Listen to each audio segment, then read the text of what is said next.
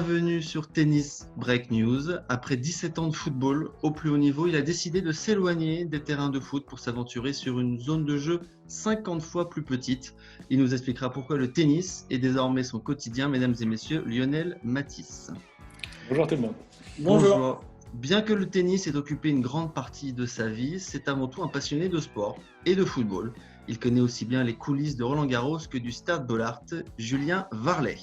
Oh, j'aime. Vas-y, parle-moi de Lens. Vas-y, c'est bon ça.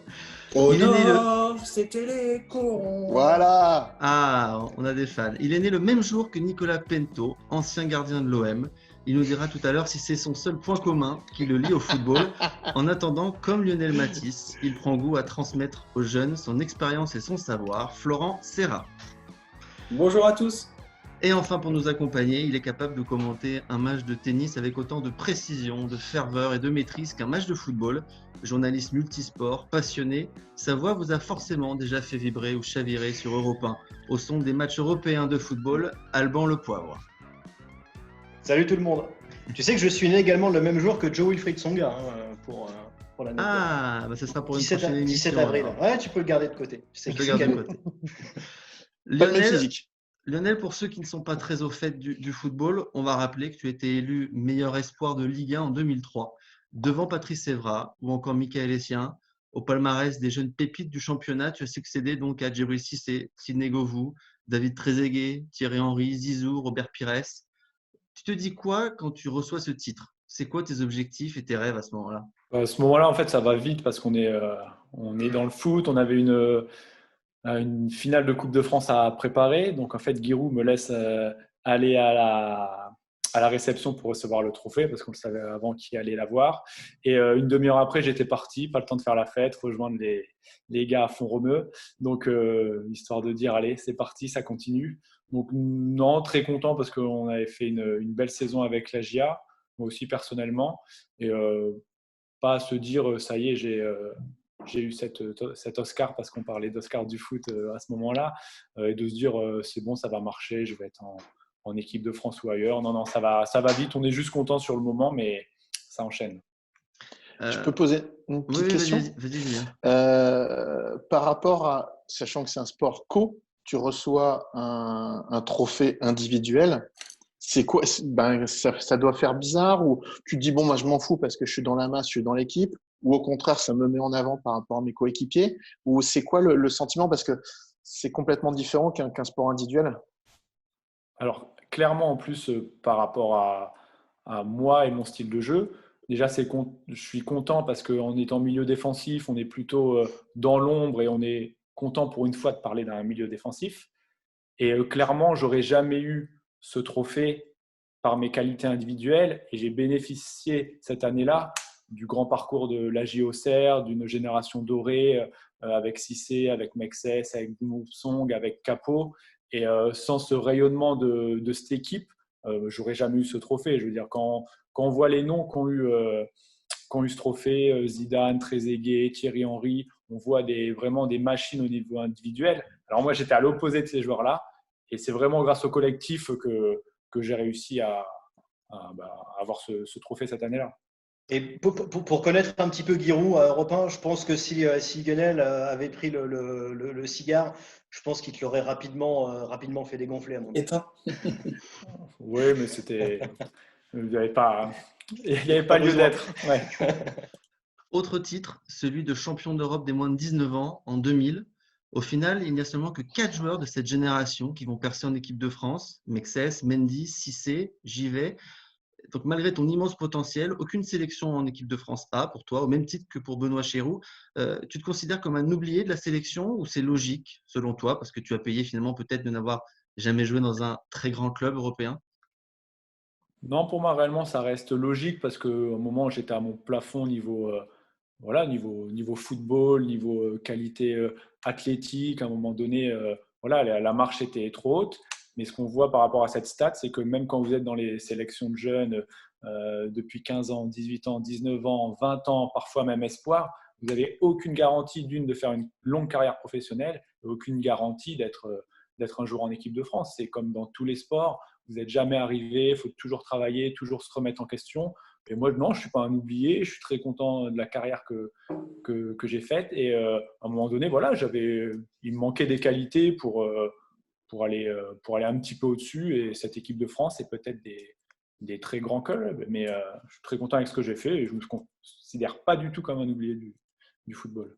Tu as reçu des offres de grands clubs ou c'est juste un manque d'offres qui a fait que tu es resté en Ligue 1 ou Non, même non, je m'étais dit, je me fais une petite carrière à la Auxerre, Sochaux et Guingamp, ça me suffit, pas plus. Non, Il a refusé la Juve. Au début, j'ai eu des clubs espagnols à cette période-là, quand j'avais 18, 19, 20 ans. Et Giroud ne voulait pas me laisser partir. Et après, voilà, j'ai plus Et après, il y a réellement plus de propositions. Après, il y a aussi des blessures, il y a eu un petit creux, c'est reparti. Donc après, non, pas de propositions. Ça aurait pu être sympa, mais bon, voilà, je sais pas. J'ai pas eu l'opportunité. Julien Lionel le disait, la marche est trop haute pour certains entre les espoirs et le très haut niveau. Le tennis français, lui, regorge d'espoirs en ce moment. Certains se sont déjà fait une place dans le top 100, comme Corentin Moutet ou Hugo Humbert. Et il y a derrière une nouvelle génération qui pousse, avec Hugo Gaston, Harold Mayot, Antoine Cornu-Chauvin ou encore Kyrian Jacquet. Comment on passe de ce statut d'espoir au top 100 mondial? Est-ce que tu penses que dans les noms que je viens de citer, est-ce qu'il y en a certains qui ont les armes pour aller très haut? Est-ce qu'on le voit vite ou pas? Je le souhaite. Maintenant, tu sais, la bascule est tellement, et Flo pourra aussi en parler, est tellement difficile entre le junior et les seniors. Tu as des joueurs qui passent à travers comme cela, comme un Richard Gasquet, comme un Rafael Nadal, mais c'est des joueurs, tu en as un comme ça par décennie. Après, tu as des joueurs, chacun à son chemin. Et tu sais, il y a aussi une question qui est importante en ce moment à la Fédération française de tennis, c'est que on a l'impression que les joueurs arrivent de plus en plus tôt. Est-ce qu'il faut les entraîner beaucoup à 11-12 ans? Est-ce qu'au contraire, il faut les laisser un peu respirer et puis encore avoir envie de la balle quand tu as 18 ans? Parce que parfois, tu as des mecs à 17-18 ans, ils disent mais je m'en tape des balles depuis l'âge de 5-6 ans, j'en peux plus. Donc tu vois, après, chacun à son rythme. Il y a aussi un moment ou une autre, et c'est la même chose dans le foot, une sélection naturelle. Tu as des joueurs qui seront plus concentrés, plus appliqués. Après, moi, si j'étais à la Fédé, après peut-être que Flo est ton futur capitaine pour en parler des 15-16 ans, mais il y a quelque chose pour moi qui est important. On regarde trop, à un moment ou à un autre, dans le tennis, la belle technique quand tu as 11-12 ans, le beau jeu. Ah, il a du talent, ah, il a de la main. Et ça veut dire quoi? Pour moi, la base pour un bon joueur, et même dans la globalité des sports, c'est peut-être le mec qui arrivera à 8 heures, qui sera présent, qui sera échauffé, qui sera consciencieux, appliqué, qui mettra de l'envie. Voilà. Moi, je pense parfois, je trouve que ces derniers temps, on met souvent la belle technique ou certains entraîneurs font ça et je trouve que c'est une erreur. Sincèrement, je serais entraîneur de foot parce que là, on a le parallèle avec Lionel. Je mettrais plus limite. Je préfère avoir une équipe de besogneux, mais les mecs, tu es sûr que tu peux compter sur eux, que des mecs qui vont te faire des passements de jambes, des dribbles et tout ça. Voilà. Donc après, sincèrement, je suis incapable de te dire si un des jeunes qui va réussir derrière, effectivement, très souvent, quand tu joues pas mal en junior, quand tu as un titre mondial, un grand chelem en junior, ou que tu finis mondial junior, bah, tu as parfois un peu plus de facilité, tu as quelques wildcards qui peuvent te permettre d'aller un peu plus rapidement. Maintenant, ça va se voir très rapidement. Tu vois, Greg Barrère jouait très bien chez les juniors, il a eu un peu plus de mal à évoluer. On est pile avec Flo de la génération d'un Julien Jean-Pierre qui était juste derrière Roger Federer chez les juniors. Eh bien, Julien a quand même eu la carrière qu'il a eue et ça a été quand même très, très compliqué. Donc, tu vois, tu peux pas dire la vérité de l'âge de 18 ans comme, alors, je te la fais courte et après je lâche, les petits as. Effectivement, tu as beaucoup de joueurs qui ont bien joué, qui ont gagné les petits as, qui derrière ont performé. Mais tu as beaucoup de joueurs aussi qui ont bien joué aux petits as, qui derrière n'ont pas performé. Donc, tu vois, c'est trop dur, c'est trop dur. Et puis, tu as une histoire aussi des parents qui vont mettre un peu plus la pression. Tu as aussi l'histoire des sponsors. Tu vois, tu as tellement de choses qui arrivent derrière. Je pense qu'à un moment ou à un autre, c'est au joueur ou à la joueuse, parce qu'on va parler aussi des filles, de se dire, voilà, j'ai cette capacité-là, mais c'est rester, j'ai envie de dire, respectueux du jeu, concentré, appliqué et vraiment se mettre à 200% de l'âge de 11 ans jusqu'à 25 ans. Parce que après, tu as les blessures qui peuvent intervenir. Tu sais, tu as tellement de paramètres qui peuvent rentrer en ligne que, sincèrement, je te le dis, hein, on reprend dans 2 ans l'émission, peut-être que Maillot sera numéro 1 mondial, et je te dirais, bah oui, je ne l'aurais pas vu, parce que je ne sais pas, je suis incapable de te le dire. Florent, on le rappelle, donc tu vas bientôt prendre les rênes de l'équipe de France des 15-16 ans chez les garçons. Il y a bientôt, je ne sais pas, du coup, ça sera peut-être l'année prochaine. Il y a moins de Et deux C'est ans. censé attention, être lundi. Ils ont annulé les 14-15. Il y a les élections entre-temps, fais gaffe. Ouais, en plus. Il y a moins de 2 ans, tu t'étais déjà porté candidat pour le capitana de la Coupe Davis. Mais très tôt, en fait, pendant ta carrière, tu avais déjà cette fibre de la transmission, du management, puisque tu étais le parrain du pôle espoir de Strasbourg, où jouait à l'époque un jeune garçon nommé Pierre-Hugues Herbert, avec qui donc, tu étais très souvent ensemble. Raconte-nous un peu cette expérience et comment toi, tu vois la progression, le passage de l'espoir au top niveau. Mais c'est vrai que Julien a dit énormément de choses. Il a même terminé avec les sponsors et tout sur les blessures. Donc, il a vraiment tout dit et je suis entièrement d'accord avec lui sur les jeunes parce qu'en fait, tu peux te brûler les ailes trop vite. Tu peux être dégoûté du tennis très vite. Chacun son rythme, son parcours, juste pour rajouter peut-être une chose ou deux. Et c'est vrai que moi, tu vois, j'ai pas joué les juniors du tout. J'avais mon rythme dans ma ligue. Et puis après, je me suis lancé sur le circuit pro. C'est pour ça que, à l'image peut-être d'un Greg Barrère, je suis arrivé plutôt vers 24 ans. Te dire qu'il y a Corentin Moutet et Humbert là, qui sont dans le top 100, mais te dire qu'ils seront top 20, c'est super compliqué. On parlait de Lionel tout à l'heure, il fait une carrière très, très, très belle dans le foot. Quand vous parlez d'équipe de France, pour moi, c'est le top 20. Dans le tennis, ça serait la Coupe Davis et le top 10. Il n'y en a pas beaucoup qui y arrivent aussi. Mais c'est vrai que tu as tellement de choses autour qui gravitent quand tu es jeune. Tu joues bien, tu as les sponsors qui arrivent derrière. Tu peux très vite péter les plombs si tu n'es pas bien entouré derrière. Hein. Donc, c'est pour ça que c'est la structure et le cadre sont vraiment importants. Et comme le disait Julien, le plus important, c'est de ne pas perdre le goût du travail, l'investissement. Moi, la persévérance, c'était les valeurs qui me résumaient, je pense, l'humilité aussi. Et c'est ce que j'ai essayé de transmettre. Parce que c'est vrai que parfois, sur les jeunes générations, pour faire la transition, on voit des jeunes qui sont un petit peu moins professionnels. Nous, on n'arrivait jamais en retard à un entraînement, mais les gars arrivent un petit peu plus tranquilles. Voilà, ils engrangent peut-être, pour certains, encore une fois, c'est pas tous. Tu as des gars qui sont jeunes, qui sont professionnels, qui ont la tête sur les épaules, qui y vont, qui se mettent dans le rouge, qui ont vraiment la structure autour. On leur parle des soins, de prévention. Et c'est ça le plus important. Mais pour moi, c'était important sur la carrière que j'ai faite et de continuer à transmettre ces valeurs-là. Même quand je jouais et que j'étais pro, j'allais souvent, j'ai fait plusieurs interventions dans des clubs de tennis pour aller voir les jeunes.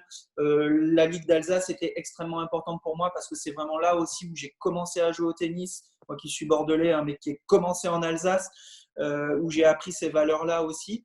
Et c'était important pour moi d'être le parrain du pôle espoir. C'est là où j'ai rencontré le papa de Pierre-Hugues, où est sorti aussi Jérôme Henel et Paul-Henri Mathieu. Donc, de continuer à transmettre ces valeurs-là auprès des jeunes, peut-être il y a des choses que je dis qui sont à prendre, d'autres à laisser pour certains. Encore une fois, c'est à adapter, mais si on peut apporter des choses aux jeunes, des choses dont ils vont pouvoir se servir, je trouve que c'est vraiment important. Voilà, en discutant avec des entraîneurs et tout, ils nous disent que les nouvelles générations sont vraiment différentes aussi cette nouvelle génération est différente de la nôtre parce que parfois les jeunes sont un peu plus potes avec toi. Moi, tu vois, il y a des jeunes qui ont 10 ans de moins que moi, mais qui me parlent d'une certaine manière. Moi, je ne me serais pas permis de parler comme ça à des joueurs comme Santoro qui ont 10 ans de plus que moi. Tu vois, donc je trouve qu'aussi, parfois, il peut y avoir un décalage, mais il faut évoluer avec son temps et continuer à transmettre comme on peut. Donc, c'est important pour moi. Je reviens vers toi, Lionel. Tu as pris ta retraite il y a moins de 3 ans. L'adrénaline, la compétition, le vélodrome, le Parc des Princes, est-ce que ça te manque pas un petit peu tout ça? Non, ça me manque pas du tout parce que j'étais prêt à. Non, non, mais clairement, j'étais prêt à arrêter. Après, quand à un moment donné, avec quelques blessures, vous sentez que voilà, ça va plutôt vers la fin et que même le niveau de performance commence à être moins bon. C'est juste être sur le terrain parce qu'il y a du monde autour, parce que vos parents sont contents de vous voir, les amis et tout ça. Non, non, donc voilà, je savais que j'allais arrêter, ça en prenait le chemin. J'avais déjà continué beaucoup plus longtemps que ce que je m'étais imaginé en étant plus jeune. Et donc là, aucun manque et j'arrive à pallier un petit peu cette compétition et cette adrénaline avec le tennis pour l'instant. Donc On va en à mon reparler niveau, tout à l'heure. mais donc c'est bien. Mais en tout cas, ça ne me manque pas au niveau des grands matchs. Non. Ok. Est-ce qu'il y a un titre, une victoire, un match qui t'a marqué dans ta carrière, que tu retiens, tu te dis, bah, celui-là, là, c'est à part. On rappelle que tu Alors, avais quatre Coupes de France. Ouais, mais il y a deux matchs. Quand on m'a demandé, j'ai toujours souvent dit celui-là. C'était un match à Liverpool avec Auxerre. On était en huitième de finale ou quart de finale de Coupe UEFA. Et c'est exceptionnel. L'ambiance. C'était une période où le foot à Auxerre, même si on était en haut de tableau, j'étais pas spécialement épanoui. Et, euh, et là, vous rentrez à Anfield, c'est incroyable. C'est vraiment incroyable. Donc, c'était un souvenir extraordinaire. Et puis, le deuxième, c'est la finale et la victoire en Coupe de France avec Guingamp, la deuxième contre Rennes en 2014. On a maîtrisé le match du début à la fin. J'étais capitaine, soulevé la coupe en premier. On sent que c'est bientôt la fin de la carrière. Et puis, arriver à un moment comme ça, c'est purement extraordinaire. Donc, ça serait ces deux matchs. Toi aussi, Julien, j'imagine qu'en tant que fan du RC Lens, tu as dû en vivre des belles émotions. Est-ce Mais qu'il y a tu sais que, est-ce qu'il y a alors, dis-moi. un moment, étant ch'ti, effectivement, voilà, très vite. Alors, j'avais soit Lens, soit le LOSC. Moi, j'ai toujours été Ah, mais alors, il faut choisir. On peut pas être Bah oui, supporter des deux. mais c'est Il y en ça. a qui sont Et puis, supporters des deux quand même, quoi. mais tu sais, c'est comme Saint-Étienne et Lyon. Lens, c'est plus les besogneux. Le LOSC, c'est plus la belle ville et tout ça. Donc, effectivement, moi, j'ai toujours été très, très, très Lens. Alors, depuis 96, j'ai mon abonnement. J'y vais peut-être une fois dans l'année avec l'abonnement. Mais Mais par je prends principe, tu l'abonnement. l'as. Ouais, c'est vrai. Chaque année, je m'achète le maillot de Lens. Voilà, après, c'est des petites choses, mais effectivement, quand Lens gagne le titre, je trouve que c'est tout simplement exceptionnel. Alors après, je sais qu'il y a un Bordelais dans le coin. Effectivement, Bordeaux est quand même beaucoup plus présent ces dernières années en Ligue 1. Mais voilà, après, tu sais, ce qui est fabuleux, c'est que ça joue mal, ça peut mal jouer à Lens. Mais tous mes potes me disent, Julien, faut qu'on aille à Lens ensemble, parce que voilà, il y a toujours ce public qui est tellement exceptionnel et qui suit le club. Et il ne faut pas oublier que, mine de rien, dans le stade, tu as plus de place dans le stade que d'habitants dans la ville. Donc, je trouve ça assez exceptionnel. Comme à Et puis, Guingamp. puis voilà. Un peu comme Guingamp, bravo. Voilà. Non, mais voilà. Beau rebond puisque Euh, Lionel a donc, joué à Guingamp. donc voilà, après, je trouve ça bien maintenant. Voilà, j'ai l'occasion. Alors, un peu plus d'y aller ces derniers temps parce qu'à Canal+, je côtoie un peu José-Pierre Fanfan. Effectivement, parfois, on biaise un peu pour aller avoir des places un peu plus intéressantes. Mais voilà, après, effectivement, je suis RCL et puis j'espère que voilà, la montée, en espérant qu'elle soit réellement effective, ça fera d'autant plus plaisir dans Schnorr. Julien, je reste avec toi. Tu étais contraint de prendre ta retraite à 28 ans en raison d'une blessure à la hanche. Comment tu as fait pour repartir de l'avant, digérer une décision qu'on imagine difficile, si jeune, alors qu'on a consacré toute sa vie au tennis? Entre guillemets, ça a été simple. Parce qu'à partir du moment où on te dit le lundi, tu joues Roland-Garros et le vendredi, tu joues plus au tennis, faut que tu réagisses. Donc, en fait, par rapport à d'autres copains, comme peut-être Flo, où ça a été un peu plus dur, parce que parfois tu joues encore bien, tu dis je repars au circuit. Là, moi, c'était fini. Donc, j'avais pas du tout envie de toucher la balle et la raquette, je l'avoue. J'ai pas passé mon diplôme d'entraîneur tout de suite parce que je me suis fait opérer et j'avais surtout envie de voir autre chose. Donc, j'ai repris des études et effectivement, je me suis mis dans un rythme. Et j'ai tellement fait beaucoup de choses. J'ai tout de suite commenté. J'ai fait de la radio à Europe 1. J'ai refait aussi de la télé à Eurosport. Donc, j'ai fait pas mal d'activités. Et effectivement, ça m'a remis tout de suite dans un move. J'ai pas eu ce qu'on appelle la petite mort du sportif. Effectivement, je l'ai eu un an après. Un an après, où je me suis un peu posé, où voilà, j'avais retrouvé un rythme à peu près, un peu les études, les commentaires et tout ça. Et j'étais, entre guillemets, l'intendant de l'équipe de Jean-Bouin, du stade Jean-Bouin, où il y avait encore Polo Mathieu, Mickaël Audra, Gaël, Richard et tout ça. Donc, je gérais un peu le tout. Et puis, en fait, je me suis rendu compte que mes potes jouaient au tennis et pas moi. Et là, j'ai pris quand même vraiment un coup d'air à la tête, un peu une espèce de petite déprime. Mais voilà, après, ça a toujours. Je suis parti d'un constat en me disant, voilà, Julien, tu n'es pas le plus connu dans le monde du tennis, tu as eu la carrière que tu as eue, donc ce n'est pas les gens qui vont venir vers toi, c'est à toi de te débrouiller et au contraire de créer des choses.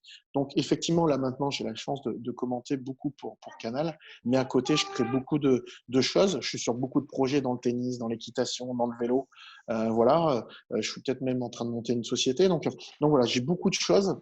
Maintenant, voilà, je me dis que je reste pas du tout sur mes acquis et au contraire, aimant quasiment tous les sports, j'essaie de m'ouvrir un maximum et c'était plus, tu vois, l'envie de voir autre chose que de rester focus sur le tennis. Effectivement, quand tu as bien joué au tennis, très souvent, tu te dis, je vais bien m'entraîner, mais pour moi, c'est la plus grosse erreur à faire, C'est pas parce que tu joues bien au tennis que tu es un bon entraîneur et un bon pédagogue. Donc voilà, On en c'était parlera vraiment tout à m'ouvrir à l'heure. d'autres choses. Ok. Florent, comme Julien, très vite, tu prends un rôle de consultant dans les médias à la fin de ta carrière. Tu avais un vrai intérêt pour le commentaire et l'analyse, ou comme ça peut être le cas pour certains, c'est plutôt la peur du vide qui t'a poussé à garder un pied dans le circuit. Non, déjà, je pense que si j'avais pas percé au plus haut niveau, je voulais être journaliste sportif. Et D'accord. je pense dans le tennis, bien entendu, c'est ce qui m'intéressait. Et même quand tu vois, j'ai commencé à voyager un petit peu sur le circuit, j'ai raconté à travers Tennis Mag mes premières expériences, je faisais une petite chronique, j'écrivais un petit peu et c'est vrai que ça m'intéressait beaucoup. C'est également ce que je voulais faire aussi après ma carrière. Et c'est vrai que bah, du coup, à la différence de Julien, moi, bon, j'étais plus jeune quand on m'a dit tu joueras peut-être pas au tennis, il faut que tu arrêtes maintenant. Quand on te le dit à cet âge-là, ça a été un petit peu compliqué. Et heureusement que j'ai trouvé des solutions extérieures et j'ai réussi à m'en sortir, à trouver ma structure perso Du, dans les soins. du coup, il faut le Mais préciser, j'étais ouais, toi, tu as fait des études en fait. Tu n'as pas eu on va dire, la progression au niveau de la jeunesse comme peuvent l'avoir certains. Tu n'étais pas focus à 100% sur le tennis. Tu as fait des études, tu avais un peu la double casquette, quoi. Bah, c'est-à-dire que j'avais l'opportunité d'intégrer un pôle espoir à Poitiers parce que j'avais de bons résultats, mais j'ai pas voulu et j'ai préféré rester dans mon cocon un peu familial parce qu'à Bordeaux, c'était important pour moi aussi le club et que je sois chez moi. Après, du coup, en parallèle, je jouais moins les tournois de petite catégorie et même les juniors. Jusqu'aux juniors, en fait, je jouais plus des tournois adultes, ce qui fait que pour me comparer aux autres, il y avait juste un peu les championnats de France et c'était mes feuilles de match en adulte. Donc, j'ai pas eu l'opportunité d'intégrer l'INSEP, mais après, en fait, suite à Roland Garros Junior, c'est là où j'ai pu intégrer le Centre national d'entraînement. Mais bah, je suis allé, non, j'ai eu mon bac économico-social avec mention. J'ai fait un an de DUG, de DUG d'anglais quand je suis parti sur le circuit, mais après, j'ai lâché vraiment Après, tu as lâché. pour me concentrer pleinement sur ma carrière. Et pile au moment où j'ai arrêté, donc moi aussi c'était pour la manche du coup à 30, 33, 34 ans, bah, j'ai eu la proposition pour travailler avec Jules à Canal, pour commenter également. Et en fait, donc, je jouais un peu mon dernier Roland en double et je commençais à commenter un mois après. Moi, au début, on m'appelle, on me dit Canal Afrique, est-ce que tu veux commenter pour nous? Je dis comment Canal Afrique? Je ne connais pas du tout, il faut que j'aille en Afrique et tout. Il me dit non, c'est sur place. Et puis j'appelle Jules dans la foulée, je lui dis bah, du coup, tu connais, ça fait combien de temps? Et ça s'est fait comme ça parce que j'avais travaillé aussi avec un de nos consultants à Roland Garros sur le quotidien, justement, tu vois, pendant que je jouais aussi, on travaillait sur le journal. Et ça s'est fait vraiment naturellement. Et du coup, le tennis m'a pas manqué. Et puis, j'ai pu faire la transition à travers les médias, continuer à donner mon avis. Et je trouve que c'est un travail très intéressant. Alban, un ancien joueur, a été le pionnier dans ce rôle de consultant puisqu'il a commencé les commentaires en 1978 sur TF1. Tu as l'honneur, toi, de commenter avec lui sur Eurosport. Je parle de Jean-Paul Lotte, monsieur Jean-Paul Lotte. Quand on s'assoit en cabine à côté d'une légende comme lui, est-ce qu'on doit adapter sa façon de commenter? Écoute, c'est très particulier. Moi, je me souviendrai toujours de ma première rencontre avec Jean-Paul. On a la chance d'être très copains aujourd'hui parce que faut savoir que c'est quelqu'un qui a plus de 80 ans, mais dans sa tête, il a 20 ans. Hein. C'est un fou. C'est un vrai dingo. Il a vraiment 20 ans dans sa tête et justement, il adore être avec des plus jeunes que lui. Il m'a souvent dit que sa longévité venait aussi du fait qu'il a tout le temps dans sa vie côtoyé quasiment des gens plus jeunes que lui. Et moi, la première fois que je le vois, alors des gens comme moi, je commente avec Julien, je commente avec Florent, avec beaucoup d'autres personnes. Il y a, alors, du fait de l'âge aussi, il y a une proximité assez rapide. On se tutoie très rapidement avec Jean-Paul. Il y a quand même la stature, la posture. Je le vous vois, et tout de suite, il me dit non, mais si tu commences à me vous voyer, on va pas être copains. Donc, il te met dans une bonhomie qui est incroyable. Et ouais, à chaque fois que j'ai la chance de commenter avec lui, c'est à chaque fois des super moments parce qu'on a en plus beaucoup de points communs. Il aime beaucoup la langue française, manier les mots, jouer avec les mots. C'est toujours un plaisir et c'est vrai que parfois limite, je me pince le bras quand je commente avec lui, en disant, mais ouais, tu commentes avec Jean-Paul Lotte. Ouais. Est-ce que tu te rends compte de la chance et de l'opportunité et du privilège que c'est tous les consultants ont leur manière de faire et c'est toujours un plaisir. Il n'y a aucun consultant avec qui je m'entends pas bien. C'est vrai qu'avec Jean-Paul, il y a un petit truc supplémentaire parce que, ouais, effectivement, je pense que c'est lui qui a un petit peu mis la voix VOIE des joueurs, entraîneurs, consultants à la télévision. Je pense que c'est un précurseur. Lionel, quand tu commences le foot à 6 ans, tu te rends compte aussi que très vite le tennis te plaît. Et ado, tu ne manquais rien de Roland-Garros. Donc forcément, Jean-Paul Lotte, ça représente, j'imagine, quelque chose pour toi en tant que téléspectateur. Et est-ce qu'il y a des matchs à Roland qui t'ont marqué quand tu étais jeune? Des matchs à Roland qui ont marqué. Après, au niveau souvenir, je suis vraiment pas bon. Mais non, après, le tennis est venu un petit peu plus tard. Après, je regardais bien sûr les Roland Garros, je regardais les compétitions surtout en France quand j'étais ado. Après, me rappeler des matchs, si là j'ai un souvenir, ça serait Kurten. Forcément, voilà, ça serait les premiers grands souvenirs de tennis que j'ai, surtout à Roland Garros. Et sinon, pour parler de Jean-Paul Lotte, c'est surtout une voix qu'on peut associer au tennis, comme on pourrait associer Jean-Michel Larquet, Thierry Roland, Thierry Gilardi au foot. Et moi, spectateur de tennis devant ma télé, c'est un gentleman.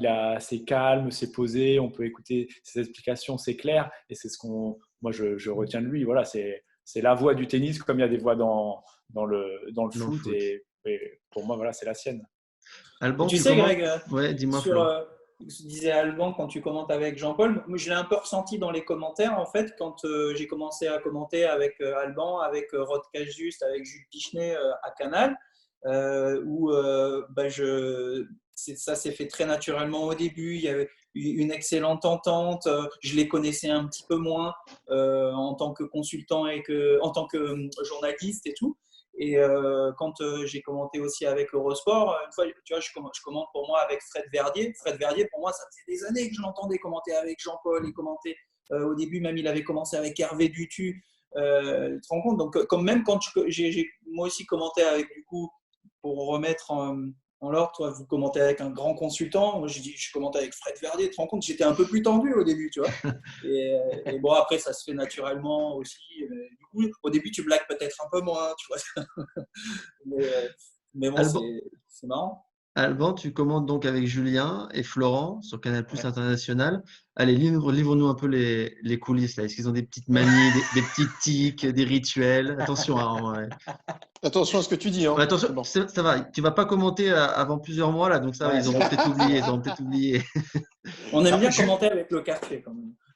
Ouais, Flo, c'est le café. Julien, il a, enfin, c'est pas un tic. Julien, il a besoin d'avoir sa bouteille d'eau. Il a besoin d'avoir tout le temps sa bouteille d'eau devant lui. Et c'est un lama en fait quand il commence, c'est un lama. C'est-à-dire qu'il boit, il s'arrête jamais. Et non, Julien, il est vraiment dans le commentaire instinctif. Ça veut dire qu'il vit vraiment son match. Il va pas hésiter à me couper la parole, mais c'est bien de le faire. Hein, c'est bien que ça vit. Avec des onomatopées. Oh, ah. Oui, aussi, oui, c'est vrai. C'est vrai qu'il en a quelques-unes, mais c'est vrai que Julien, il est très dans le côté je vis vraiment le match, il quitte jamais l'écran des yeux ou très peu. Et Florent va être beaucoup plus réfléchi. Dans l'analyse, l'observation. Exactement. Et Florent, alors je sais qu'il m'en voudra pas, mais il a une petite manie. C'est que quand alors c'est pas très Covid-19 en ce moment, mais quand on commente avec un consultant, on est côte à côte. Et lui, ce qu'il aime bien, c'est faire la pince comme ça. Il attrape le genou, et je suis sûr qu'il nous le fait à tous. Il attrape notre genou qui est à côté pendant qu'on commente, et il nous fait un mal de chien parce qu'il serre comme un dératé, et nous, on est obligé de serrer les dents. Voilà, c'est les petites coulisses. Mais ça, il aime bien faire entre deux gorgées de café.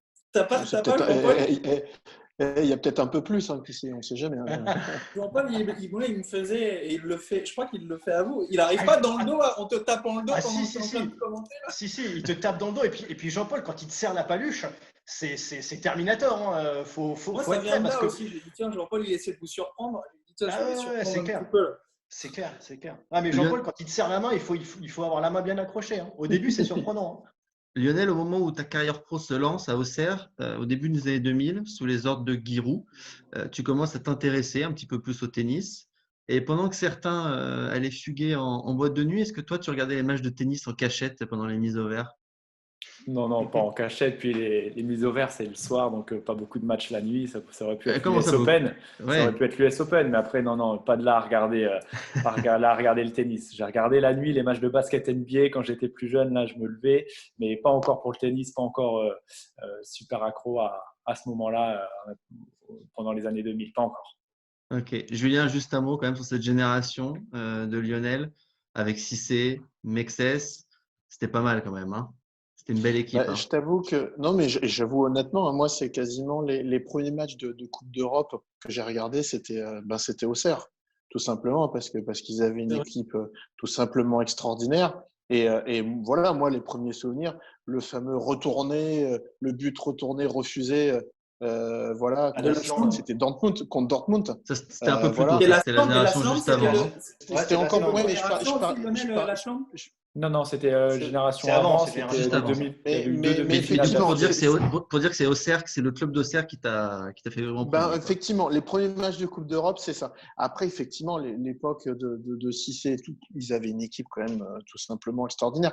Maintenant, ce que je trouve fabuleux, c'est que quand tu connais ces joueurs-là, ont tous arrêté, tu connais un peu leur comportement, leur façon de vivre.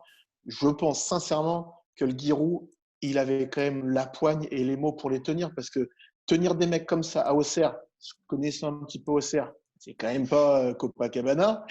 Les mecs, il devait peut-être un moment disjoncter en restant au CER. Donc, effectivement, on pourra peut-être poser la question à Lionel, pour verrouiller les mecs et les caractères qu'ils avaient, c'est pour ça que c'est fabuleux. Le foot est d'autant plus dur. C'est l'association des caractères et si que les mecs jouent ensemble, c'est super compliqué. Donc, voilà, je trouve ça énorme dans le management de la part de Giroud d'avoir gardé ces joueurs-là pendant pas mal d'années. Et quand tu les entends parler de Giroud, le respect qu'ils ont vis-à-vis de cette personne-là. Donc, tu vois, il y a quand même un échange qui est assez intéressant. Lionel, on en reviendra tout à l'heure, hein, sur ton activité aujourd'hui d'entraîneur, mais juste un mot là, parce que Julien te lance dessus sur Giroud. Est-ce que c'est un entraîneur qui t'a marqué et qui t'a aujourd'hui, tu t'inspires un peu de certains aspects de cette personnalité ou...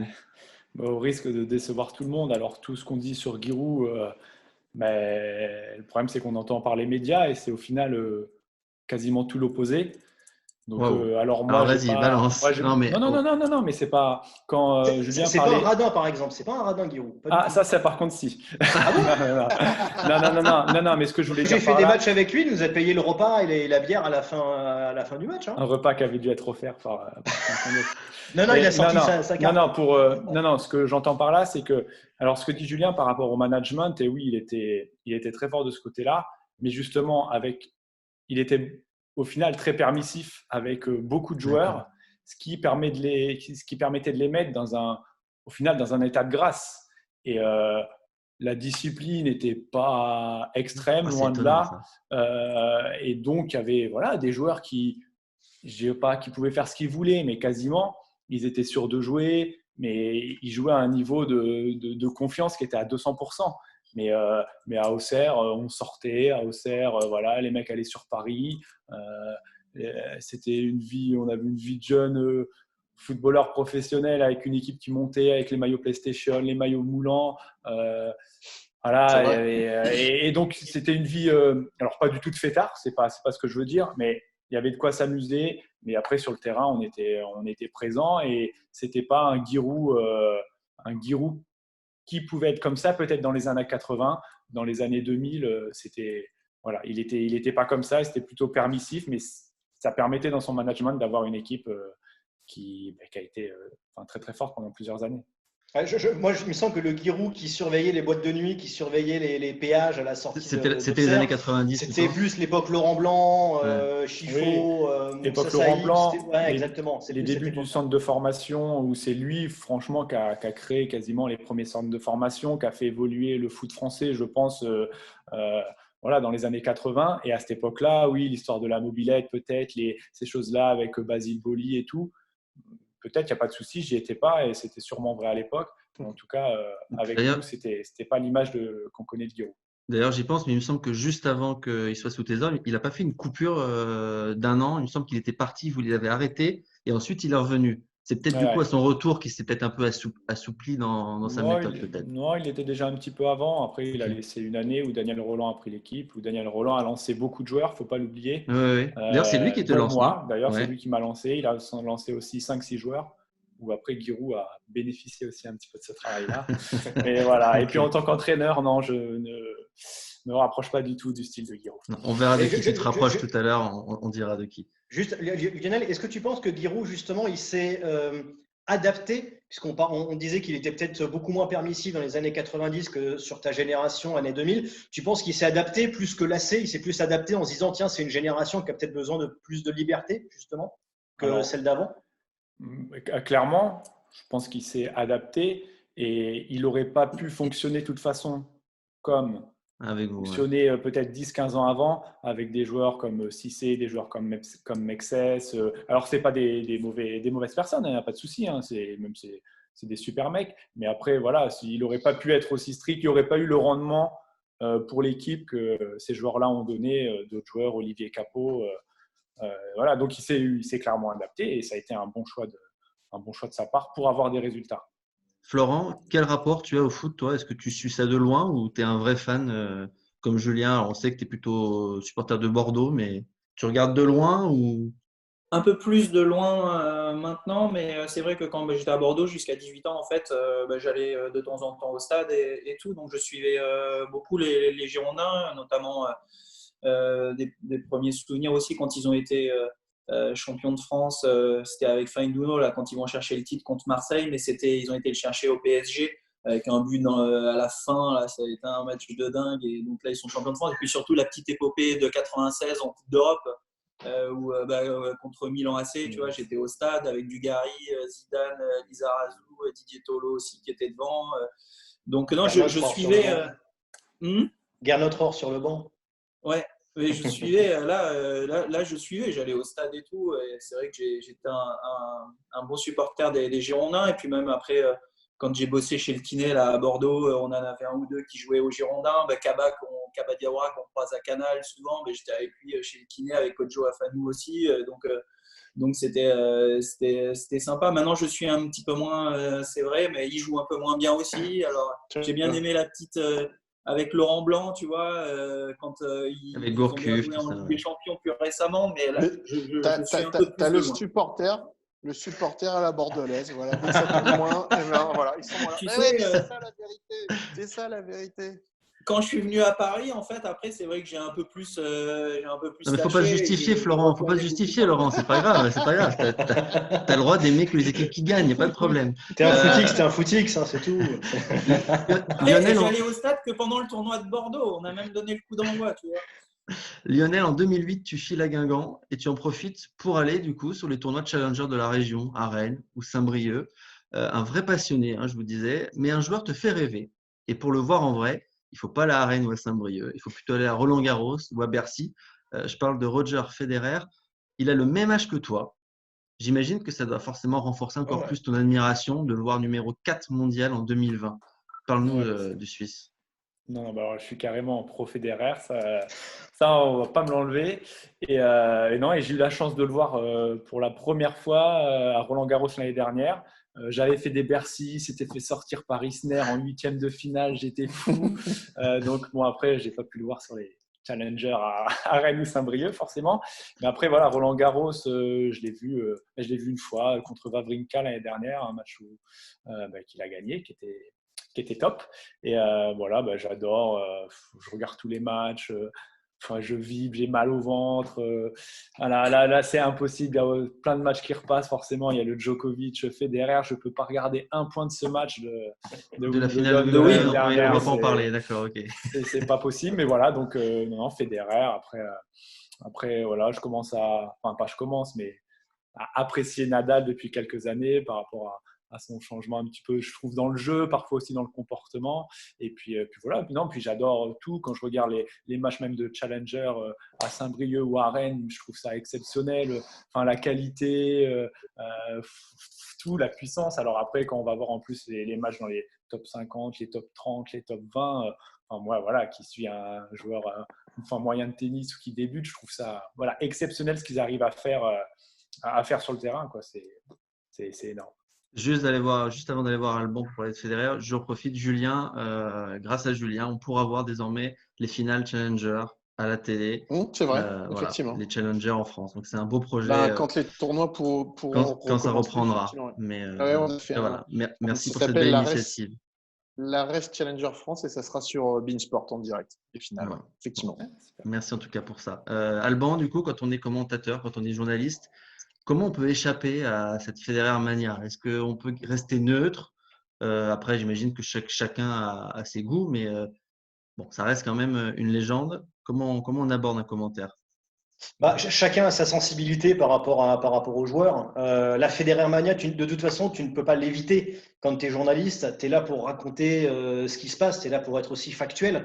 Et il y a des choses qui sont vraies. Je veux dire, quand tu vas dans certains pays, en Australie par exemple, quand Roger Federer joue l'Open d'Australie, quand il joue un match un soir à la télévision australienne, c'est ce soir Roger Federer. On ne sait pas contre qui il joue. Ça pourrait être contre le pape, contre ma grand-mère, contre Benoît XVI. Enfin, c'est ce soir Federer. Donc, il y a des pays comme ça où il est Dieu sur terre. Il est l'incarnation de Dieu sur terre. Et ça, tu peux pas. Enfin, tu es obligé de le raconter parce que c'est la vérité, c'est factuel. Tu ne peux pas y échapper. Moi, je ne suis pas pro-Federer, tout comme je ne suis pas pro-Nadal. Je pense qu'on peut être à la fois pro-Federer et pro-Nadal, dire que chacun a des qualités. Je vois que Lionel n'est pas d'accord. Mais c'est pas vrai. Mais c'est ce qui est bien aussi. Non, mais on peut admettre que les deux ont quand même d'immenses qualités tennistiques. Ça, c'est indéniable. Mais la Federer Mania, elle est. Moi, je ne l'ai jamais vue par le passé sur un autre joueur. Et pour répondre à ta question, tu ne peux pas y échapper parce qu'elle est là, elle existe. Et c'est pas que tu l'as subie, mais que tu es obligé de la raconter tellement elle est visible, tellement elle est devant toi. Quand tu vas à Roland, et je te dis, dans plein d'autres tournois, dans plein d'autres pays, tu peux pas y échapper. Ça se vérifie sincèrement quand il y a encore une semaine ou 15 jours qu'il lance un tweet comme ça en disant on pourrait peut-être réfléchir à une association ATP-WTA. Le lendemain, tu as l'impression que la WTA et l'ATP travaillent tout de suite pour faire une fusion, alors qu'il met juste l'hypothèse ou l'idée. Donc, il a tellement la parole main. d'évangile, ce qu'il dit, ouais. Voilà, il a tellement la main sur tout que, effectivement, tu as l'impression que tout tourne autour de Federer. Maintenant, il y a un moment où les gens se trompent un petit peu. C'est que quand ils voient Federer, ils attendent que Federer fasse des coups entre les jambes, des amortis rétro, des coups exceptionnels. Mais le tennis, c'est pour ça que le tennis, c'est pas ça. Le tennis, c'est pas faire des amortis rétro. Le tennis, c'est faire. Si tu fais une amorti rétro et que tu perds 10 points à côté, c'est quoi l'intérêt, tu vois? Donc, mais les gens attendent toujours le coup exceptionnel de Federer. Est-ce que je peux juste raconter une anecdote très vite sur Federer? Vas-y, bien sûr. À Monte-Carlo en 2008, 2007 même 2007 je crois. Bref, j'y vais, je débute dans le journalisme, j'y vais pour m'aguerrir, j'écris pour un petit site qui n'existe plus. Vu que j'ai mes parents qui habitent à côté, j'y vais. Et scène vécue, quand Federer sort de la salle de presse, il descend, je ne sais plus si c'est comme ça maintenant, mais il descend un petit escalier pour aller vers les vestiaires. Il y avait des enfants autour qui, évidemment, lui demandent des autographes et tout. Et il y a un gamin, son stylo, il ne marche plus. Et il veut faire dédicacer sa casquette et son stylo ne marche plus. Et là, moi, j'étais derrière, je ne le suivais pas particulièrement, mais j'étais derrière, j'allais sur un autre cours. Et authentique, je vois la tête du gamin qui est affolé, quoi. Il se dit, je ne vais pas avoir l'autographe de mon champion. Et véridique, Federer lui dit, attends, bouge pas, reste là. Il remonte en salle de presse pour récupérer un stylo. Le gamin, il n'a pas bougé. Federer, il est revenu. Il aurait pu partir, en avoir rien à foutre, mais il a pris 5 minutes pour aller chercher un stylo en haut et venir retrouver le gamin pour lui dédicacer sa casquette. Bravo, belle histoire. Florent, toi, c'était plutôt Marat Safin, ton idole au milieu des années 2000. Raconte-nous. Parce qu'il mettait des lattes. Il a envoyé du lourd. C'était le système de jeu. Après, tu t'identifiais à son jeu, en fait, c'est ça? Ouais. Okay. Oui, c'était plus. On vous en avait parlé avec Grégoire aussi, qui était puncher et on voit comment il joue. Mais c'est vrai que ce système de jeu. Grégoire Barrère, qui aussi. Voilà, mais justement, en plus, quand j'ai été en Coupe Davis en 2006, c'était contre la Russie en quart de finale et il y avait Safin, Davydenko. Et c'est vrai que voilà, on est dans le dîner, on avait échangé des petits cadeaux et tout. Il était venu me porter une spécialité russe, une petite assiette et tout que je garde en souvenir. Mais je l'ai joué sur gazon également à Halle. Mais c'est vrai que j'admirais beaucoup sa qualité de frappe et le relâchement qu'il pouvait avoir. Après, il avait ce côté qui pouvait être parfois complètement dingo, que moi, j'avais pas comme ça. Mais bon, son système de jeu était top. Mais tout comme j'ai aimé je voir Agassi aussi jouer en demi-volée, tout comme j'aimais beaucoup Sampras alors que j'avais pas le même style de jeu, tu vois. Un joueur un peu moins bien connu aussi, c'était le Suédois que j'aimais beaucoup, c'était Thomas Enquist, tu vois, dans sa frappe de fond de cours. Donc voilà, mais c'est vrai que Bûcheron, Marat, quoi. hein, Bûcheron. ouais, voilà, des bons bûcherons.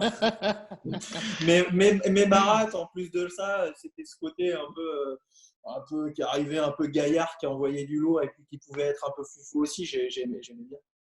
Julien, toi, aujourd'hui, est-ce qu'il y a un joueur que tu admires plus que les autres sur le circuit en ce moment? Non, ben, pour revenir sur Safin, moi, c'était plutôt les cousines de Savine Stanoton que j'aimais vraiment bien. Non, Celle qui non, était non. en finale de l'US, de l'Australian Ouais, Open. bah oui, bah oui. Non, non, sincèrement. Alors, moi, je vais aller, effectivement, Nadal, Federer, Djokovic. Moi, je vais prendre un peu le contre-pied de tout ça. Et moi, il y a deux joueurs que j'aime. Un, vraiment pour l'esthétisme, c'est Pablo Cuevas. Parce que pour moi, je trouve que côté revers, il a le plus J'attendais. beau revers. Sincèrement. Non, mais quand tu prends Mais dans t'as les raison, livres, t'as quand raison. tu prends Il dans le les lâche livres, pas son Cuevas, techniquement, mais c'est vrai que c'est mais un. mais je le lâche pas. Mais t'as raison. Et il y en a un autre qui me rappelle un petit peu comme je jouais un peu. Puis je trouve qu'il joue un peu à l'ancienne, mais il arrive à vraiment embêter quasiment les meilleurs mondiaux. C'est Danny Evans avec ce revers slicé, joueur assez rapide, très polyvalent. Voilà, moi, ce sont les deux joueurs du top 100 que j'adore. Alors, effectivement, ce sont deux joueurs revers à une main parce que j'avais peut-être aussi un revers à une main, mais je veux prendre un peu le contre-pied du classicisme Federer, Djokovic, Nadal. Tu fais Voilà, bien, moi, tu c'est fais ces bien, deux-là. tu fais Et bien. puis effectivement, parce qu'on est plutôt potes, j'ai un petit faible aussi pour Stan Wawrinka parce que je trouve que il allie aussi le mec un petit peu décontracté, mais aussi le sérieux quand il le faut. Et puis voilà, dans son style de jeu, dans sa frappe de balle. Et puis c'est un des seuls à avoir gêné les trois autres. Donc voilà. Lionel, toi, est-ce qu'il y a des joueurs, bon, on a compris en dehors de Federer, mais dans la nouvelle génération leur style de jeu te plaît, leur personnalité Après, dans la nouvelle génération, après qui a déjà percé depuis quelques temps, même s'il n'a pas encore gagné de Grand Chelem, moi j'adore Dominic Thiem. Et puis après, dans le style, alors Marat Safin peut-être pas, mais russe, j'aime bien Kachanov, ce qui dégage, qui envoie du lourd aussi. Et c'est surtout, enfin après moi je ne veux pas vous parler technique, je ne veux pas vous parler de tout ça, mais c'est ce que j'aime bien, ce qui dégage sur le terrain, dans leur personnalité, dans leur sympathie, le fait voilà, de rien lâcher, de toujours tout donner. Et Dominic Thiem, voilà, j'apprécie beaucoup comment il arrive à challenger Nadal à Roland-Garros. Franchement, voilà. Tu vois, c'est intéressant ce que dit Lionel, parce que c'est l'inverse d'un Federer. Federer qui est très élégant, qui est beaucoup plus dans l'esthétisme, dans le toucher de balle. Thiem, tu le prends plus un peu comme on disait, un peu bûcheron, quoi. C'est le mec qui est beaucoup plus dans le dur. Donc, c'est peut-être là où tu revois un petit peu l'aspect défensif de Lionel, j'ai envie de dire. Non, mais tout à fait. Et quand je vois Thiem, voilà, toute l'intensité qu'il met dans chaque frappe, voilà, je trouve ça extraordinaire moi, en tant que fan, en fait. Flo a quelque chose à dire sur Thiem, non? Non, mais je disais que lui, justement, le côté bûcheron, le côté bosseur et le côté j'arrive à l'heure à l'entraînement et je fais mon truc et la rigueur, moi j'aime beaucoup ce genre de personnes dans la génération. Alors lui, il est un peu moins, il est entre les deux, il est un peu moins next-gen maintenant. Ouais, Mais bon. Lionel, du coup, j'imagine que Djokovic, ça doit pas être ton ami, parce qu'entre Federer, Wimbledon et Thiem à Melbourne, bon, on va pas en parler là, on va ouvrir une Il y a eu cicatrice. même l'US Open avec Federer, des balles de match sur. Bon. Non, là c'est compliqué. Ok. Manger l'herbe après la victoire, non, dommage. On va revenir C'est au dur. foot. On va revenir au foot du coup, Lionel. À Guingamp, tu prends conscience que le coaching peut être une reconversion pour toi, voire même une seconde vie. Pourquoi ce déclic? En fait, ce qui s'est surtout passé à Guingamp, c'est que j'ai commencé à 29-30 ans à prendre réellement du plaisir à jouer au foot. Il n'y a qu'à ce moment-là. Avant, toutes mes années à Auxerre, alors peut-être par rapport à ce qu'on en parlait tout à l'heure du coaching de Giroud, moi, j'étais pas spécialement, ça me touchait pas, ça m'allait pas. Donc, je pensais que j'allais arrêter le foot tôt. Et puis là, j'ai rencontré Jocelyn Gourvenec, qui a pris l'équipe alors qu'on descendait en national. Et puis là, voilà, une révélation par rapport au management, par rapport au style de jeu. Il me donne le brassard, donc j'étais capitaine pendant 6 ans à Guingamp. Et puis voilà, très proche du staff. Donc petit à petit, on a presque un pied, on commence à avoir un pied presque dans le coaching carrément. On participe un peu aux stratégies parfois d'équipe avec le staff. Et donc voilà, et vraiment petit à petit, ça m'a donné envie de coacher. Ça a été un peu mon modèle sur mes années de coaching, sur ma réflexion. Et ça a été un déclic pour mon après-carrière, mais aussi un déclic pendant ma carrière. Greg, j'avais une petite Vas-y. question. Par rapport à ça, quand tu es capitaine et que tu as le brassard, t'es quoi? Parce qu'on entend beaucoup de choses dans les journaux et tout ça. Tu es vraiment le relais de l'entraîneur. L'entraîneur a un discours et toi derrière, tu reprends la parole pour appuyer le discours. Tu n'essayes jamais d'aller au contre-pied de l'entraîneur ou vraiment toi, tu as aussi tes idées et tu essaies de les imposer à ton équipe et à tes gars en disant voilà, c'est comme ça qu'il faut. Voilà, comment se passe le lien? Ah oui, non, alors le lien il se passe, c'est qu'on est vraiment le relais du coach D'accord. à partir du moment où ça se passe bien. Et Oui. alors, hors de question d'aller à l'encontre de la stratégie du coach. Au pire, s'il se trompe, on doit le suivre et puis on peut se tromper avec lui. Ou t'en Et discutes en tête à tête avec lui et où on peut en discuter. Et après, je suis le relais aussi du groupe. Si parfois il y a des petites choses à ajuster, et c'est déjà arrivé, et justement avec un entraîneur comme Jocelyn Gourvenec, c'était possible de discuter. Voilà, coach, on pense un petit peu comme ça. Est-ce que ça serait pas possible, voilà, d'évoluer dans ce sens-là et tout. Et puis là, on discute et puis après, on voit s'il est amené à changer, à modifier. Mais oui, on est dans l'échange. Mais par contre, voilà, le capitaine. Mais alors, Il n'y a pas que le capitaine. Il y a un groupe de 3-4 joueurs comme ça dans l'équipe. Et il y a le capitaine qui a peut-être pas le dernier mot, mais est-ce que on est le plusieurs. fait d'avoir un brassard, tu perds pas aussi un petit peu d'influx parce que tu es aussi concentré un peu plus sur le groupe que sur ta personne et par rapport à ton poste? Si, très, très dur par moment de D'accord. faire un petit peu, pas le distinguo, mais de perdre justement Mhm. trop à se concentrer sur trop de choses du groupe, qui peut être aussi parfois dans la vie extérieure aussi, par rapport à de l'organisation sur, je sais pas moi, les primes de match à négocier, sur des déplacements, on préférerait faire ci, comme ça. Donc, par moment, ça arrive et quand ça arrivait, je me posais la question, mais est-ce qu'en ce moment, tu n'es pas en train de t'égarer sur trop de trucs en dehors du foot que sur le terrain?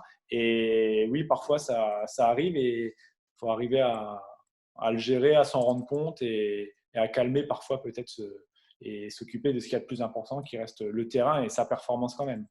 Du coup, dès la fin de ta carrière en 2017, tu retournes à Auxerre pour être adjoint de la réserve de la GIA, donc première expérience en tant que coach.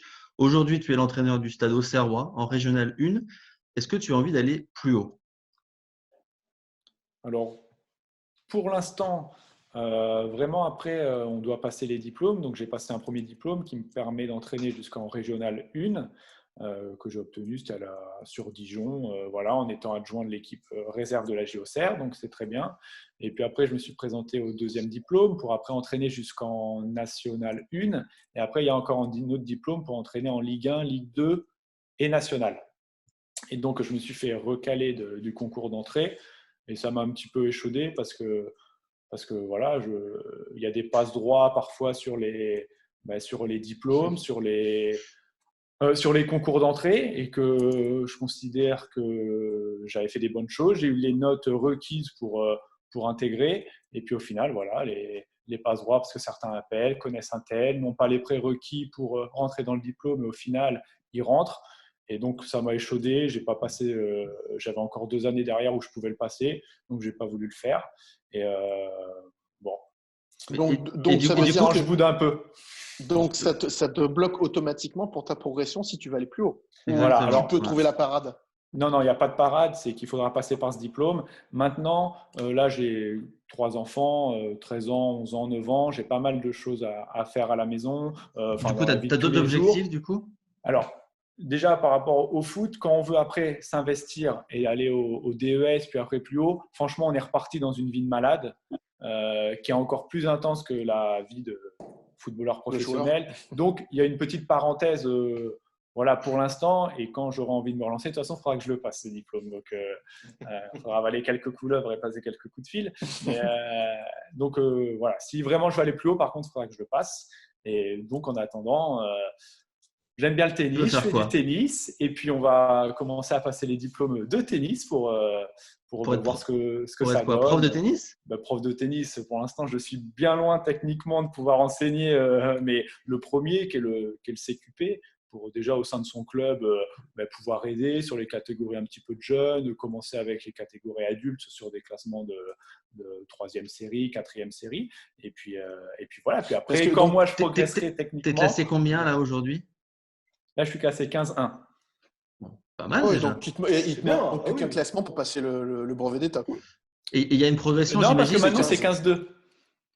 Ah, ça a redescendu encore? Ah Ouais, bon, donc depuis tu peux l'année le passer dernière, c'est alors. Bon, bah, redescendu. donc, Donc, Tu peux passer oui, ton BE, donc. alors, au niveau classement, je pourrais le passer, mais si je dois apprendre à quelqu'un comment servir, je pense que j'ai plutôt pas mal d'heures de cours à prendre. Mais non, voilà, je pense que sur certaines catégories ou des classements, Et, rien que la carrière de footballeur par rapport à l'aspect mental du tennis, par rapport au fighting spirit, à la concentration, à un peu la science du jeu, le feeling, on peut déjà commencer, mais après le DE et tout ça, je pense que techniquement, ce sera pour plus tard si je m'y lance un de ces quatre. sincèrement, pour avoir été directeur sportif d'un club, t'inquiète pas. Sincèrement, la technique maintenant, t'inquiète pas.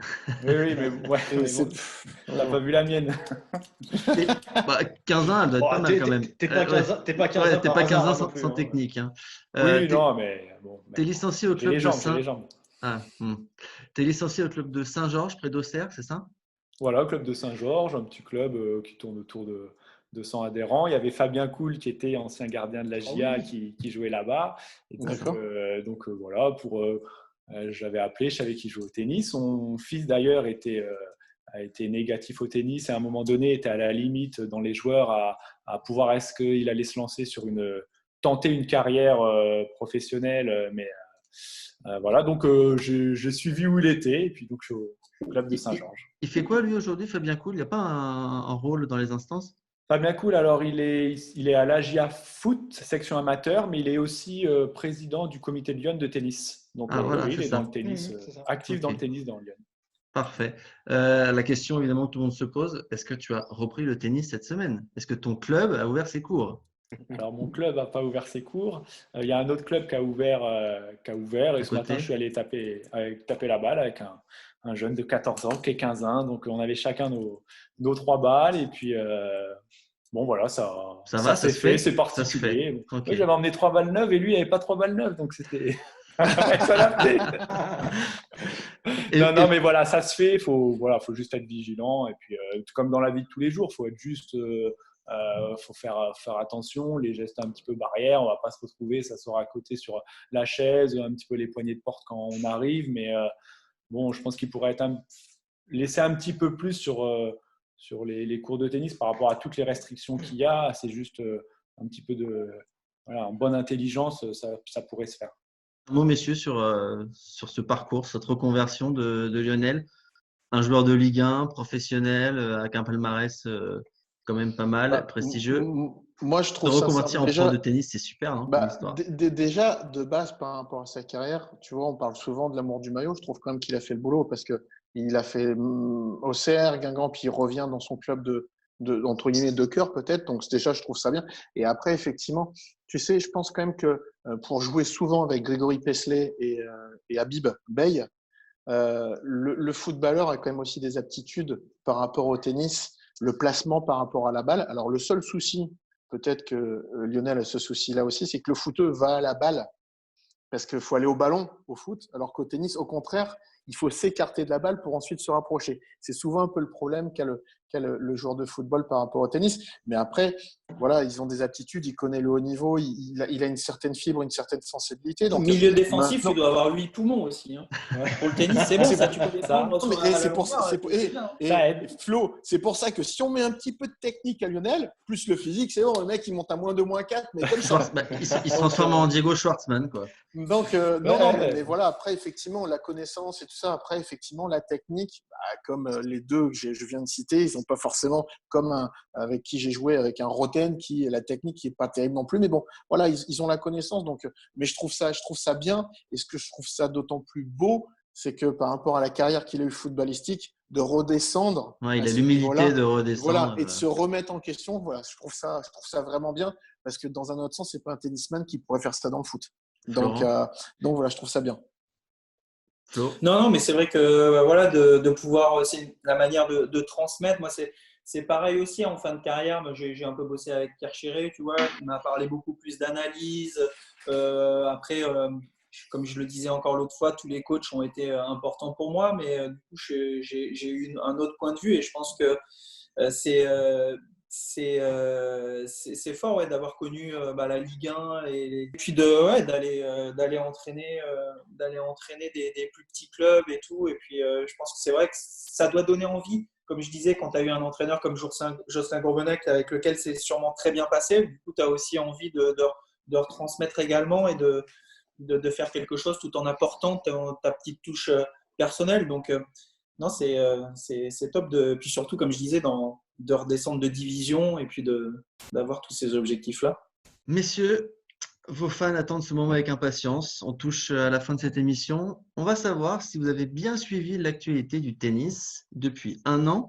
C'est le quiz Jingle. On va faire deux équipes.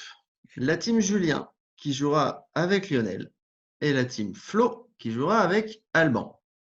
À tour de rôle, vous devrez me citer les joueurs et joueuses de tennis. Les joueuses aussi. Joueurs et joueuses qui ont pris leur retraite en 2019 ou annoncé leur retraite pour la fin de la saison 2020. Je vous donne déjà quelques secondes pour réfléchir à une liste de noms. Il y en a quand même pas mal. Il y en a plus d'une dizaine et des très connus.